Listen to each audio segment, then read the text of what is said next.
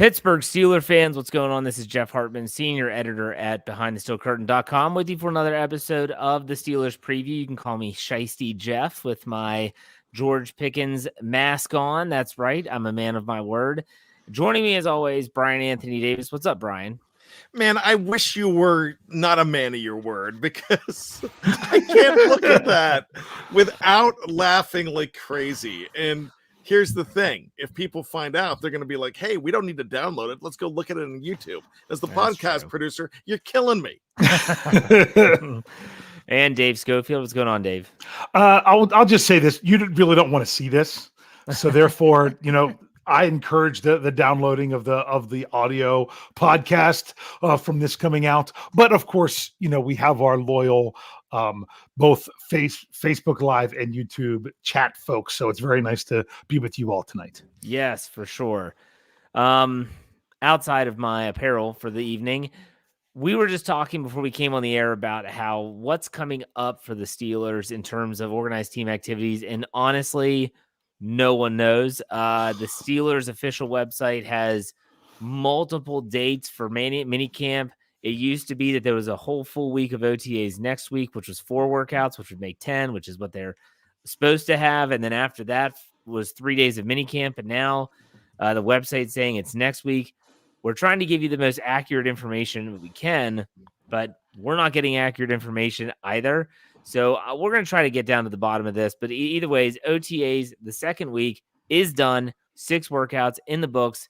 That's not what everyone's talking about, though, right now. And unfortunately, our Curtain Call podcast last night had a great guest on talking about our Memphis Tiger, Calvin Austin III. Highly recommend you check that out, especially on the audio side. But still, they didn't really get to dive in too much on the Stephon Tuitt retirement. None of us on this podcast right now have had a show since it was official that Stephon Tuitt is retired. And I know Dave did kind of predict this on the Scobro show on Tuesday, where he talked about June 1st and what that could mean. I just want to get your knee-jerk reaction. I love doing this. We do this in post-game shows all the time. Start with you, Bryan. When you got the news on Wednesday that, oh my gosh, our Slack channel breaking news, Stephon Tuitt is officially retired from the NFL, what was your reaction? It's like, okay, now we know we could move forward. And a lot of people are saying that, all right, so DeMarvin Leal makes a lot more sense. And I'm sure that's something we're definitely going to be talking about, especially if you see the title here. But for me, it's like, no, I think they knew this all along. Dave, this is interesting because Bryan said he thinks they knew this all along. The little bits and pieces have been coming out. Dave, what are your thoughts, though? What was your knee-jerk reaction? We'll get that, but we'll get back to that. My knee-jerk reaction was, please say I didn't speak this into existence, because I had thought for a long time, I'm like, no one wants to say anything about Stephon Tuitt. He hasn't come back. June 1st is that date out there that's looming. I refuse to say anything about it. I wouldn't even say it in our Slack channel, didn't say. And finally, I'm just like, you know what? It's the night before. I won't have to answer a bunch of questions about it. I'll go ahead and put it out there. And I said it on Scobro show about how the following day was a big date, because everything changes. If you want to know how that all breaks down, I broke it all down on the Stat Geek podcast this morning. With the salary cap and everything else, answered Jeff's question about the salary cap. And it's also on the article at BehindTheSteelCurtain.com lays it out there. I will have to say, I'm going to kind of put this all together right now. I'm kind of frustrated with Steelers.com, because you get one article that says that they have minicamp the week after next, after 10 OTAs. You get a different article that says only 6 OTAs with minicamp next week by the same person. And then poor Bob Labriola. Some people don't care much for Bob Labriola. He's been with the team forever. I like Bob Labriola, and I enjoy his asked and answered column, even when he gets stuff wrong. But boy, oh boy, did he screw up the Stephon Tuitt contract salary cap implications when he tried to address that question on Thursday. It was not good at all. So not always getting the best information from there right now. And the one thing that he did tell us in that column is, I can finally stop complaining that apparently on Monday we'll find out the training camp dates, which is something I've been waiting for a while as well. Back to Stephon Tuitt. sorry, I went off on a little rant. I'm like with Bryan, although some of the beat reporters for the Steelers, like, there's no way they saw this coming. But we've got hindsight now. He sold his house. He hadn't come for anything. The Steelers drafted the position higher than they have for a long time. I don't know why Jerry Duloc says, why didn't they address this position at the top of the draft? To me, day 2 is at the top of the draft. With all those things considered, it maybe he didn't make the definite decision, but they knew it was a possibility and said, hey, wait till June and then make your decision. That might have been what they said. But even Cam Hayward today said that he knew it was a possibility. He just was hoping that it didn't happen. So I had literally spent time before we went on the air watching the Steelers live media sessions of Cam Hayward, Isaiah Loudermilk, Tyson Alualu. And I'll tell you what, if Mike Tomlin and Omar Khan and Art Rooney II knew, then these players didn't know. They knew, they said they knew it was a 50-50. Tyson Alualu said that the last he had talked to him was that he was going to show up. He was going to be here. And then all of a sudden they said something happened. Change of heart. I don't know, but he decided to retire. And it really feels like this is one of those situations where they were kind of blindsided by it. Because if Mike Tomlin knew about it, I feel like Mike Tomlin would have said to the team, hey guys, look, I talked to Stephon. You're probably going to hear from him, but I want you to know he's not coming back. He's going to retire. And I just don't think they knew. And I went back, and this is from my Let's Ride podcast on Friday. I went back every single transcript that was released from the Steelers, and I looked at every single time that Kevin Colbert or Mike Tomlin spoke, every single flipping quote, and I put it all together.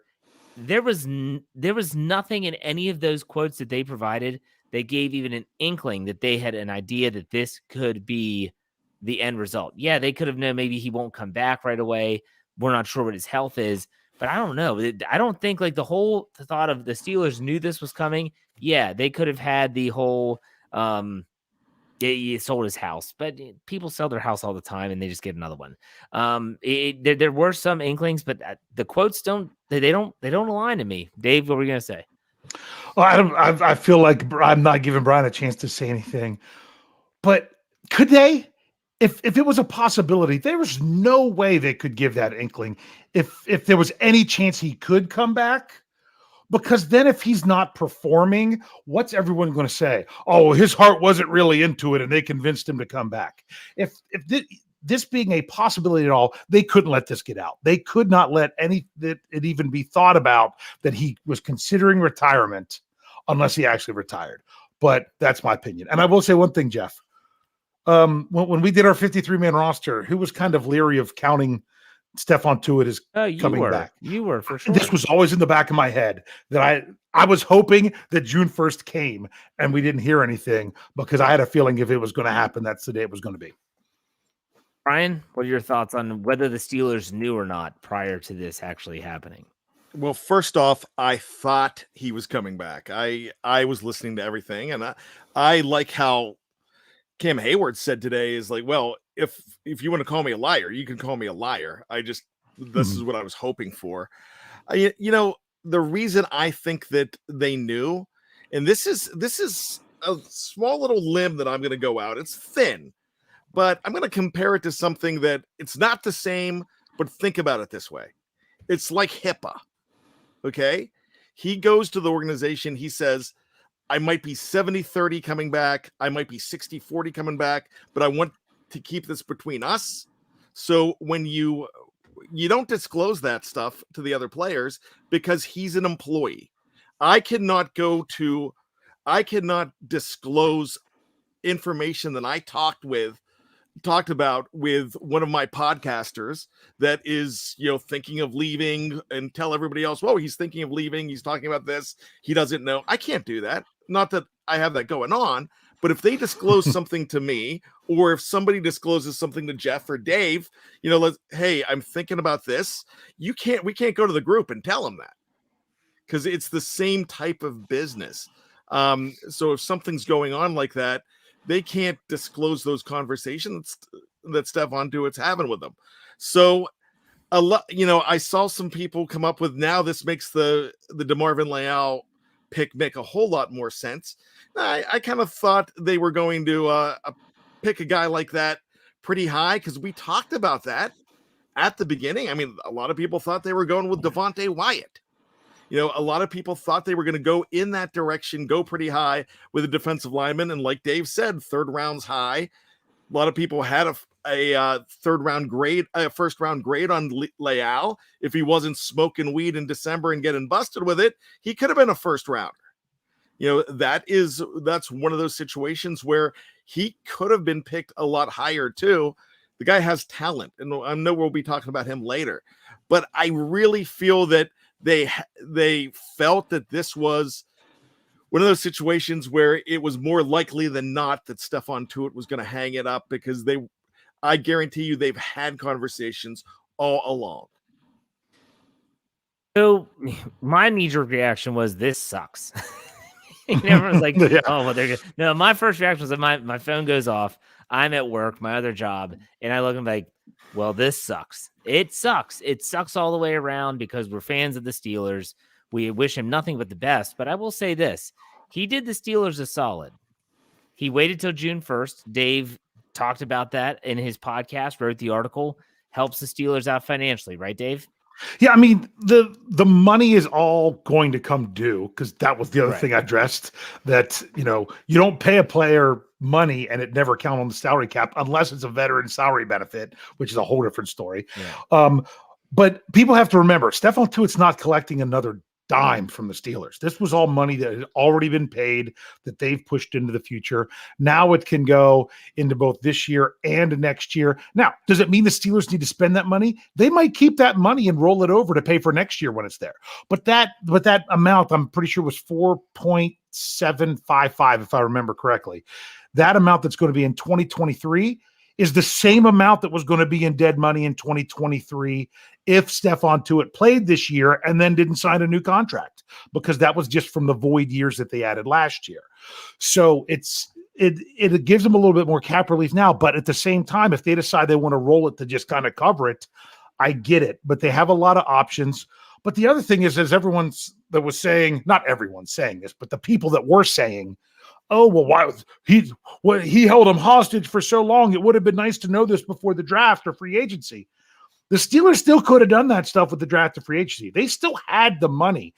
If they knew he was retiring, and even though that money wasn't going to be freed up till June 1st, they're still sitting with $12 million of what's going to be going in, more than what they're gaining from Stephon Tuitt, that they could have used their salary cap money down lower. Now, granted, they still got to sign Kenny Pickett, which is going to take a little bit out of that.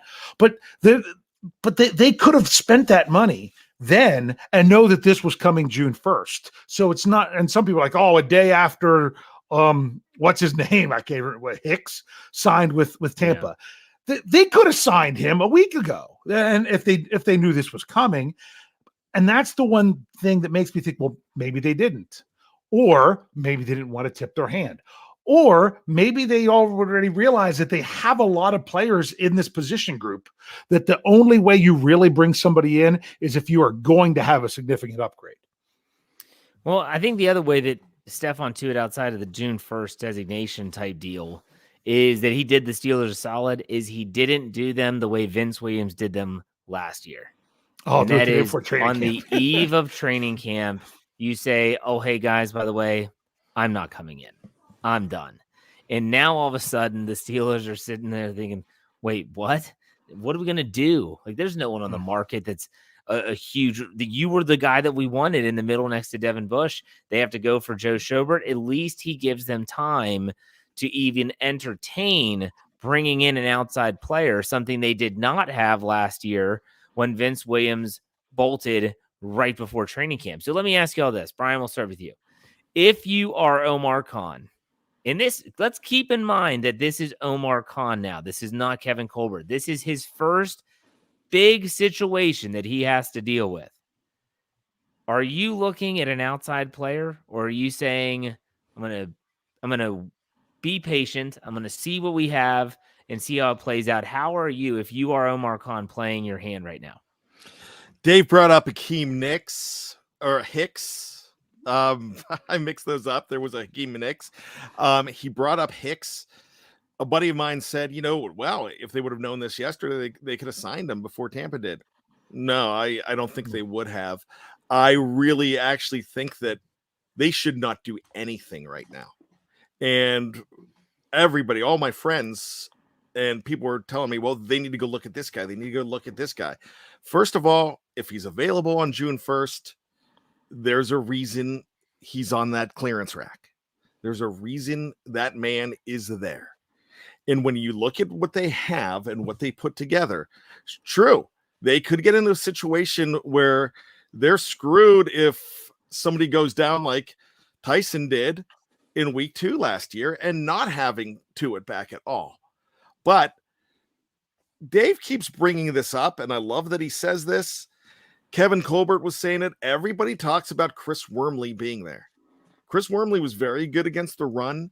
He's expected to be the starter. Chris Wormley said today, he's like, yeah, I'm that guy. There's no reason I'm not that guy. So you have the 3 starters already. It's not like you're replacing a starter that was there last year, because he wasn't. It was just a guy that was missing last year. And the guy that held down the fort did pretty well, did well against the run. And I know we're going to hear it. I'm not live chat. I'm not even looking your way right now. All I'm going to say is, I know they struggled against the run, but it wasn't because of Chris Wormley.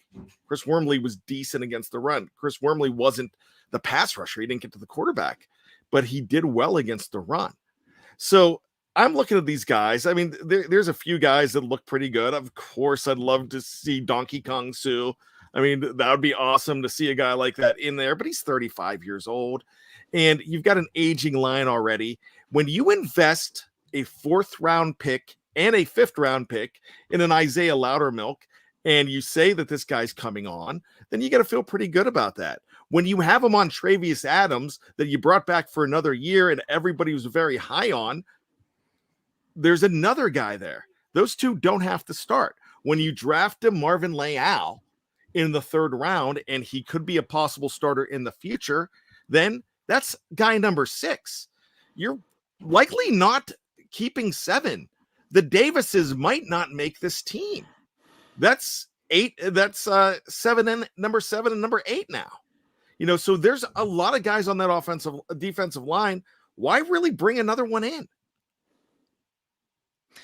It's a great point. It's a very valid point. And I do want to make something noticeable. You kind of mixed up Loudermilk and Wormley. Loudermilk, good against the run, no pass rush. Wormley's the opposite. Can't stop the run. Set career highs in sacks and tackles for losses last season. And I think Jeffrey Benedict said it best. If you could put the two together, you'd have one heck of a starting defensive lineman. But otherwise, you just want them to be there as like rotational pieces, which is something that you want to have, but you want to have that starter. You bring up valid points, but Dave, I'm going to throw it over to you. Omar, before you do that, sure. I'm getting fired up here because I did look at the live chat. I'm just going to say one thing. I know you hate when I do this. Look, yes, I look at these guys. I watch these guys too. Just because you have an opinion of a guy, I have a different opinion. Look, you cannot have 11 All-Stars. You cannot have 11 Pro Bowlers. You need pieces of the puzzle. Wormley is worth having in there. Case in point, done. Yeah, no, Wormley is, I think he's a great rotational piece. I'm not sold if Wormley is a full-time starter, which begs the question, though, is Tyson Alualu, how old is he, 35? Yes. I think it's 34. Okay. I think he just turned, he's 1 year older than Cam Hayward. I'm pretty sure Cam's 33, right? Yeah. Yeah. If Alualu and Hayward, if they can stay healthy, are they your starters? And then you have like Montravius Adams in the middle, in which case you could live with that. And then Wormley becomes a rotational piece. Loudermilk becomes a rotational piece. That's different altogether. Valid points nonetheless, Brian, especially with adding another player to an already, it's a loaded room anyways. But Dave, I'm going to ask you the question I asked Brian. If you're Omar Khan, your first big concern you got to deal with, how are you handling the situation? Okay, well, I'm going to answer this by kind of addressing some of the stuff that Brian was. I liked his notion of saying not right. That doesn't mean that you don't add to it, but you don't have to right now because you might also want to see some other things, which I'll get to in a second, because the Jeffrey Benedict and I did our Steelers Vertex this week on Chris Wormley. That was set, and half of that article was written before the Stephon Tuitt retirement. Once again, that was where I had it in the back of my head because he might be coming in as someone who's important. What we were able to look at there is he's good on the pass rush when it comes to mop up duty. It's not like he's going to blow by someone and beat everyone else to the quarterback. As we said before, how many times did Alex Highsmith not get a sack last year because TJ Watt beat him there? Wormley's not going to be a guy that beats somebody there, but he's going to be a guy that if you make the quarterback step up in the pocket, he's going to be there containing enough that he can clean it up. And he was able to do that a good bit last year. He's also a player that is good against the outside zone run, because when the offensive line is trying to stretch wide, Jeffrey showed some really great clips that was something that he could do and he could get off him. But the problem is when you just need him to anchor, he is not an anchor. He is easily moved, not even necessarily driven back, but some of these with Jeffrey was showing where he's just collapsed into the pile to create a big lane in the running game. But then he shows Isaiah Loudermilk and how he's doing a good job, but he doesn't offer much in the pass rush. But that just goes to show you that you have some of these pieces. You have a DeMarvin Leal. Am I saying it right? Leal? I say Leal. I don't Okay, I'm not sure. But then again, I mean, even Cam Hayward as a first-round draft pick didn't get much playing time his first couple of years. So to me, I also look at the Leal pick as being, hey, we have some aging guys on this defensive line. Let's get a high pick in here that we don't have to play right away. Well, that kind of might be changing that up some. But the reason that I say you can wait, it's twofold. The reason I think that it's twofold is, one, you might need to see exactly what you need. What happens? I mean, Cam Hayward's Cam Hayward. You're going to assume that Cam Hayward is Cam Hayward until Cam Hayward starts to decline. I'm not going to believe he's ever going to do it until we actually see it happening. So I'm still saying Cam Hayward check. Now, some people say that, oh, well, if you lose Cam Hayward, do you really have an answer? How do you have an answer when you lose an all-pro player? You don't. If the Steelers lose TJ Watt, if they lose Minkah Fitzpatrick, you're not going to have a great answer. That's why you have all-pro players, because they're not easily replaceable. If the Steelers are running their two-man front a lot, as Jeffrey Benedict talked about in another article that he had on the website today, you've got Alualu and Cam Hayward. Then the question is between Montravius Adams, maybe at nose, between Wormley or Loudermilk or Leal, you've got options. If one of those guys really steps up big in training camp and you've already brought in somebody else, then you've got to say, okay, we got to figure this out. Now, they rotate these guys, so it's not like the offensive line where the guys are out there for 100% of the snaps, and you got to try to figure out how you can't really work them all in together. But you might have a better idea of exactly what you want out of another player, not even just in the free agent market. The Steelers still made a trade last year in training camp. They made a trade during a preseason game. They still have those kind of options. And the reason I think those options become better is when other teams realize that they have more at a position group than what they expected. And then some of these other guys become expendable. So they don't have to rush. They don't have to rush to get somebody before he's gone. You still want to kick the tires now, but you don't have to jump in and make that decision right now, because it might be better. You might have a better option later that you won't have an option with if you jump on it too soon.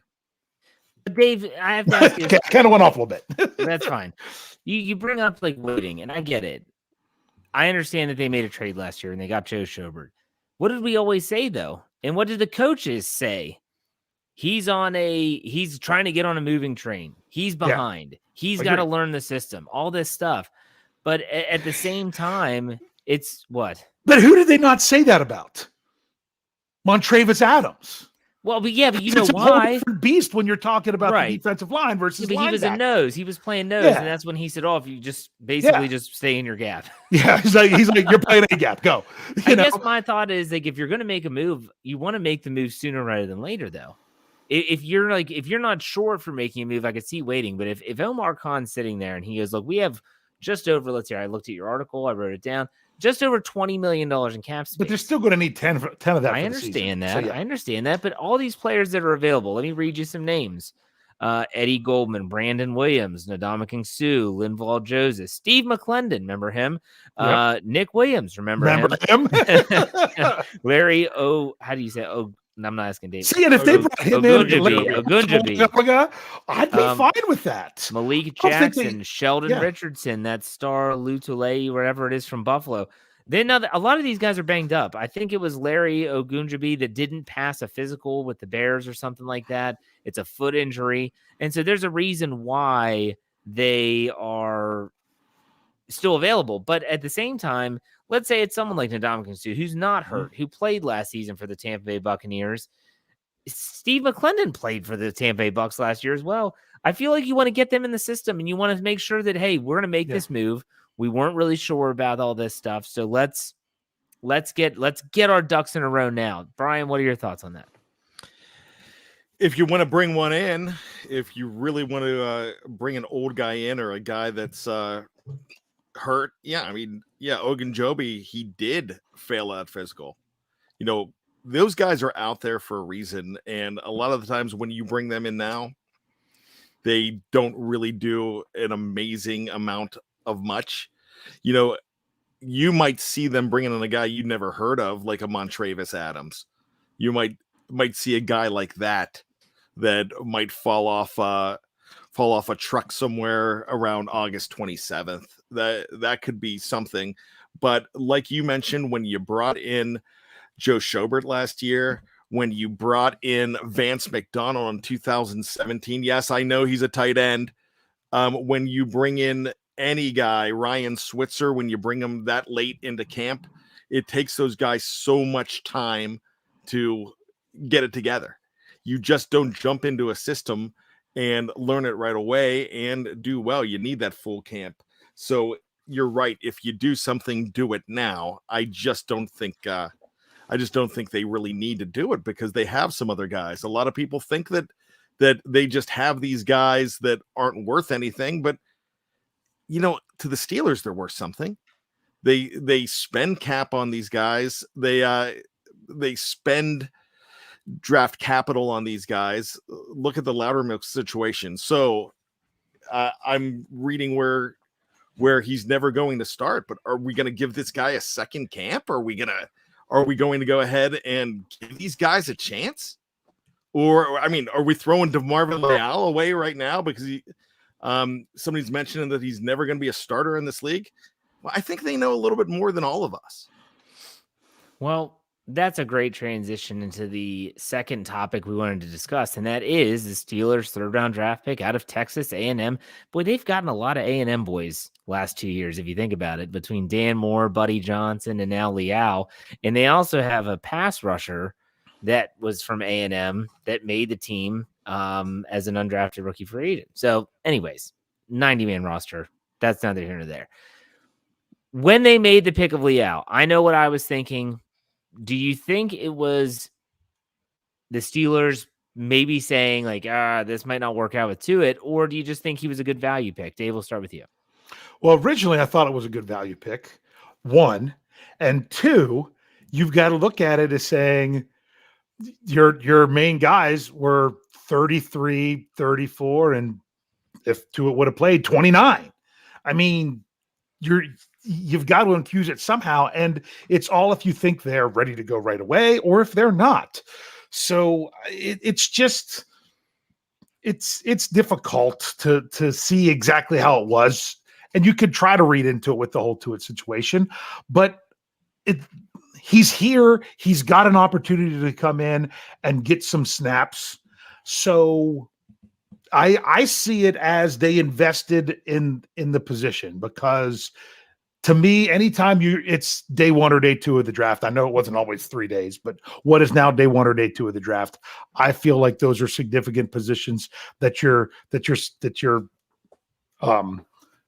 did I lose my word? that you're investing in. Investing. That's the word. Are you okay, investing. Dave? Yeah. Are you in duress? No, but at the same time, I also say about how the Steelers don't start their third round picks right away. I've done that with numbers and everything else for a long time, and how out of the ordinary it was with Kendrick Green last year.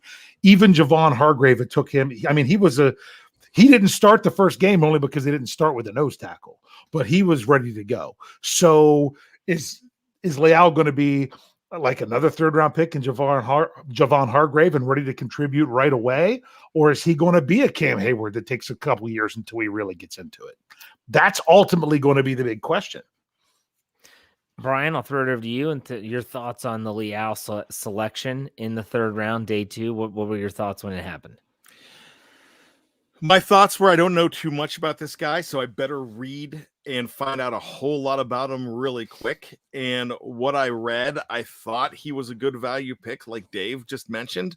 I thought the fact that we had national guys having him in their first round. I mean, as late as mid-April, they were picked to be a first round. They were at least mocked to be he was at least mocked to be a first rounder, so you had a guy who had a potential. But, a lot of, I guess, if you want to call them character issues or what you want to call them. But when you do have an arrest for marijuana in December, that's going to go ahead and put a big target on you too. That's also going to drop you in the draft. Guys drop in drafts. Guys skyrocket. I mean, look at New England. New England took Cole Strange, and no one expected him to be a first-round pick, really. A lot of people thought he was going to be a second-rounder, but quite possibly a third-rounder. But when I saw DeMarvin Leal, and when I looked at him on tape, I'm thinking, this guy looks like he can be a future starter on this line. And as long as I've been watching, there's not a lot of guys that have made impact their first year. I was listening to your show the other day on Let's Ride, Jeff, and the question to you was, what did you think of TJ Watt when he was drafted? And you noticed as he went on in that season, and he was keeping James Harrison on the bench, that he was going to be something special. That's when you realized he was something special. These guys have to gel. They have to grow into a system. They're coming into the professional ranks, and a lot of defenders don't really gel right away. If this was a Dick LeBeau coach defense, you hardly see these guys until year 2.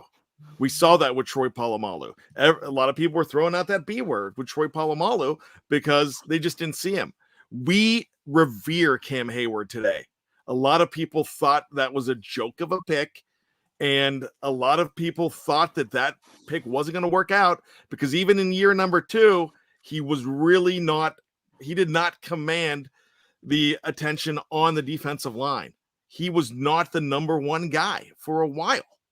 It took him a while to be the man he is now. I'm giving DeMarvin Leal plenty of time to get in there, but to answer the question that you said that you asked right away, this guy was drafted, 1, because he was a value, but 2, they foresaw the future, and they thought that, well, he could be a starter for these guys that are getting really old. When Leal was selected by the Steelers, I thought it was an insurance policy. If Tuitt comes back, that's great. We have that youth that Dave talked about, that injection of youth that you need in the defensive line. If he doesn't come back, well, we might be able to get something here. But I'm going to bring something else up. If there's 2 people that are on the BTSC staff that I trust more than anyone else when it comes to talking about the minutia and the X's and O's of the game, it is number 1, Kevin Smith, and number 2, Jeffrey Benedict. And when I listen to those guys talk about 2 players in particular, Carlos Davis and Isaiah Loudermilk, when they were drafted, both of them did film rooms for the website. And I always laugh because Jeffrey Benedict's film room, when he was just jokingly starting his draft in the queue, said, Carlos Davis sucks at football. And then no, what it sucks here is not good at football. Yeah, it was hilarious. But still, But still, I was like, man, That's horrible. I know it's a 7th round pick, but they drafted a guy that he's labeling as just bad at football. How do you do that? And then he talked about how from that time that he was drafted until the Steelers defensive line staff, whether it's Coach Mitchell, whether it's Coach Dunbar, whether it's the other teammates helping them out, totally changed his game. He lowered his pad level. He started to show the athleticism, and suddenly he was actually a contributing member as a rookie. Now, he was banged up last year. And then when I hear Kevin Smith talk about doing the film room for Loudermilk last year, and he said, this guy stinks. I mean, he's getting pushed all over the field. And what happens? He goes to Pittsburgh, Dunbar, Mitchell, Hayward, they start working with him. And all of a sudden, when he was thrust into the lineup way earlier than we thought, he's actually playing. He's actually contributing. That tells me that if Leal is one of those guys that is viewed as quote unquote raw, a prospect, a project, I trust if there's one position that in terms of coaches that I trust they can turn that and mold that into something, it's on the defensive line. And so if Leal is that type of player, and I'm not going to sit here and pretend like I know and that I've watched film, I have not. I don't have time for that. Are you serious? I trust KT Smith, Jeffrey Benedict, and what they say. And they like the pick. I like the pick. We'll see how it plays out. He might be thrust into a role like Loudermilk was last year that he was not expecting. We'll see how it plays out. I don't think Leal would ever cause them to, unless he literally just breaks out in camp and looks awesome. But as of right now, he's not going to be the guy that's saying we don't need to pick up anyone because of him. But doesn't mean he can't pan out and be a really good player. So we got to keep that in mind. Now, I want to ask you all one more question, and this is kind of away from Leal, but it's still connected to Tuitt before we get to trivia. So the Steelers do have that little over $20 million in cap space now.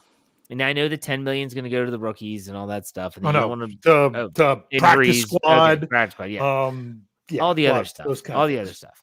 So they had still. Would there be a position and or a player that you would say that's not defensive line? You're like, you know what? The Steelers have freed up some space. What if they went out and got that position? It's not defensive line, but maybe it's another position. Is there a position that you're thinking about that could answer that question? And if so, what is it? Dave, what do you think? A couple possibilities. That's really difficult. See, because to me, the obvious one would be everyone's going to jump and say, oh, offensive tackle is one. The problem with offensive tackle is they play the whole time. You don't rotate them in. Right. So if Dan Moore takes a jump in year 2, then the question is the guy you just paid in Chooks, is the guy you want to develop in Dan Moore, or the person you go out and sign, one of those isn't going to play. So that makes that one difficult. Well, and also who's available? Exactly. Are there any good tackles on the market right now? What's his name? Fisher. The Fisher. I know it was with an F. Yeah. That's out there that you could look at that. But once again, are you better off seeing what you have? And I know you said, oh, well, it's tough to get on that moving train. What they picked up Trey Turner last year following minicamp.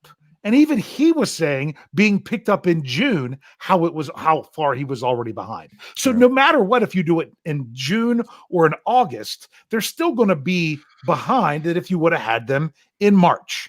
But that's what you're dealing with now. That's why I'm saying is from June to August enough of a difference to really really matter there. But I'll say offensive tackle. I know there's another one out there, but I don't want to take all the answers so I'll let Bryan talk. Bryan, go ahead. I have 2 here, but the obvious one is cornerback. I know it's that's just a group that you think you have something good with. You think you like the idea of Levi Wallace on one side. You like the idea of having Cam Sutton there. You kept Akello Witherspoon for a reason. A lot of people are saying that they've got too many number 2s, no number 1s. I think if the Steelers do anything, they have a conversation with Joe Hayden and say, hey, we have a couple dollars in the couch cushions here for you. You're not going to get big time signing money, but if you want to come back, you can. So I could see that really happening. The one position that I'm going to say is running back. Yeah. I want to see somebody in there to heck, I know he just retired today. I want a Frank Gore type. I want somebody. I mean, heck, he's 60 years old, but give Adrian Peterson some money. I mean, like, yeah, you know what I mean? Just have somebody there so you don't run the wheels off of your superstar. And yeah, I doubt that's going to happen. We had a lengthy conversation about this last week on, does Najee Harris need all those carries? Does he need so much? I would just love to have the insurance policy there at running back too. Yeah, I mean, you guys basically took the big three. When you talk about offensive tackle, see, Brian took two and didn't leave the last one for you. That's fine. Why I didn't do that now. That's fine. I'll sum it up. I mean, I'll just say, and I'd like to comment on his two after you sum it up. I was going to say that they could also just say, because I still, for the life of me, don't think they're going to add a running back unless there's an injury. I think they're going to go in with the season with possibly, they're going to go in with Harris, Snell, McFarland, and maybe someone else if they impress. Other than that, and that's just running backs, not fullbacks, H-backs, stuff like that. Yeah. Cornerback, how much is it going to cost? There's some players out there, but how much is it going to cost, and will they play? How do they fit? Offensive tackle, we talked about that. Really, is it worth it? Yeah. So they could also just say, you know what? Rolling it over, man. Let's create some more space for next year. That's an option as well. They can use that money next year for multiple reasons. Dave, you wanted to comment on this? Go ahead. Well, because, kind of how we said the offensive tackle, the thing with corner is if you don't like that the Steelers have a number one, if you're going to get another one, it's got to be a number one. And the question is there one out there, one? And two, how much do they cost? Which Jeff brought up. Because do you really want to pay for someone that then if they don't work out, you're putting all that money into it? And if you're trying to not have to invest as much money in it, are they really an improvement with what you have? Now, when it comes to the backup running back, I kind of like waiting on this one as well, because if you have an established veteran guy that's still not with the team come late July, early August, I think they'll understand the role that the Steelers want them in more than if you pick them up in March. That it's hey, you're coming in. There might be games you don't get a carry because we're going to run Najee. There, it might be a LeGarrette Blount situation. But when you're talking about a veteran like that that's still not on a team by that point, they're going to have a much better understanding and appreciation for what they would bring to the table, and be more comfortable with that role than they would otherwise, in my opinion. Trying to avoid the LeGarrette Blount / Melvin Ingram situation. That's what they're trying to avoid. Yes. Yeah. All right. Very good. Good stuff. Good stuff. Dave, you have trivia, yes? Yes, I do. Well, we were talking defensive line. Oh, and I can before we do, I do want to clarify something. I want to give Bad some props because he was talking about, I'd always said, there are some people that even by the 1st of February that they still had DeMarvin Leal going in the first round. Bad said April. I'm like, is it April? So I went to my website that I get a whole big breakdown of a bunch of different mock drafts. He was spot on. There were people the day or two before the draft with DeMarvin Leal, because of his athleticism, thinking a team might take a flyer on him, drafted in the first round. And they weren't just all rinky-dink sites either. On the Tuesday before the draft, both the Draft Network and NBC Sports had Leal going in the first round. Mike Florio had Leal going 23rd overall to the Arizona Cardinals. So now he didn't. So the question is, well, maybe that just shows he doesn't know what he's talking about, which very well could be. But, there was also people that had Malik Willis going second overall. Oh, don't bring that guy up. Andrew Wilbar is going to chime in somewhere, somehow. No one wants to hear. He's not even in the live chat. Not yet. He heard Malik Willis in his ear. It's like a bat signal. He's like... Someone said something about Malik. Side note. You guys know how much I like to quote and how much I really appreciated the show, How I Met Your Mother. In the last season, when it was Barney and Robin's wedding and everything going on, they said that it didn't matter where you were. If you said the name Mandy Patinkin, all the old people would just swarm. So it was that whisper, Mandy Patinkin. See, that's what it's going to be now with Andrew Wilbar. All you have to do is Malik Willis, and he's just going to flock to it. Andrew's just going to show up. That's Yep. All right. So you ready for some trivia? Hey, we're going defensive line. We're going defensive line. We're going draft. Now, I had to actually look this up because I kept saying to myself, they say Kevin Colbert's contract runs through the draft. Did Kevin Colbert actually get hired before the 2000 draft? Yes, he did. He was hired in February. So that was something I should have just asked Bad. He would have known the answer to that. But I did actually look it up just to make sure. So 23 drafts with Kevin Colbert. How many of those drafts did the Steelers not draft a defensive lineman at any point? At any point. Yeah, out of 23, how many of them do you think they didn't draft a defensive lineman?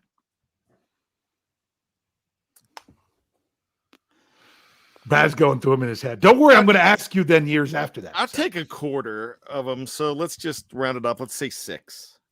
Okay. I was going to say 4. Well, if it's closer without going over, you both lose because the answer is 3. Oh. They only went 3 drafts in 23 years without taking someone on the defensive line. Do you know what years those were?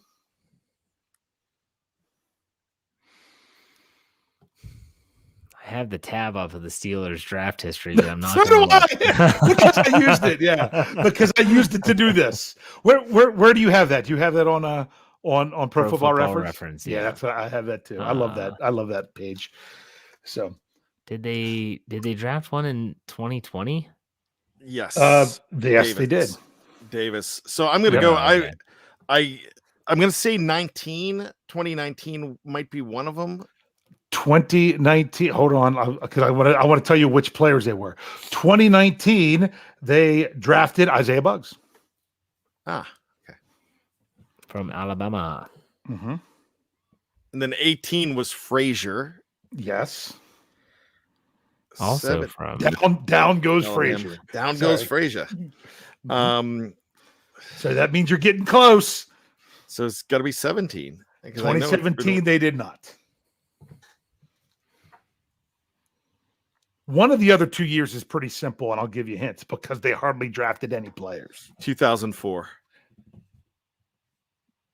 Not 2004. They drafted 2002. Then they had 5 picks. No, 2003 they had 5. 3 had 6. 5 or 6. 2003 they only had 5 picks because they traded up for to get Troy, and they did not take a defensive lineman because they took a linebacker and a defensive back. They did not take a defensive lineman in 2003. So you got 2003, 2017, and the other one falls in the middle. I'm going to go 2008. You are correct. It is 2008. So that means in 20 drafts, they drafted a defensive lineman, which is crazy. But, okay, what's so funny? What'd I do? Not you. Okay. Jerry asked if it was Frazier from television. Down goes Frazier. Because Brian doesn't have trivia tonight, I'll extend this question. Then I started to look at the day 1 or 2 picks. Out of them, they had how many of them do you think they took a defensive lineman? How many times? Day 1? Did you say day 1 or 2? So rounds 1, 2, or 3 under Colbert. So since 2000, because you could probably name them. If you want to, you could name them, and I can tell you if you got them all. Well, you definitely have. If you're going to go 01, you're going to say Casey Hampton. 01, Casey Hampton. He was in the first round. Yeah. If you're, for those of you listening in audio form, I'm holding up the number of fingers that as we get them. Ziggy Hood was the Ziggy first Hood. rounder. That was first round in 2009. Yep. Hayward. Cam first round in 2011. You said day 1, right? Day 1 or 2. So Leal. those are your 3. Those are your 3 day 1 guys. Leal. There's 4. How many were there? We didn't figure it out yet. You're supposed to tell me. I'll tell you. Yeah, I can tell you if you can keep naming them. There's 7. None of those 6. If I'm looking at it, who are we talking about more than anybody else on the show? Stephon Tuitt. Stephon Tuitt. Yeah. Second round. Yeah, second round. And you are missing 2 different third rounders. Tuitt was the only second round of defensive lineman drafted under Kevin Colbert. You had 3 first rounders, a second rounder, and 3 third rounders. You got Leal. The other one was mentioned tonight at one point.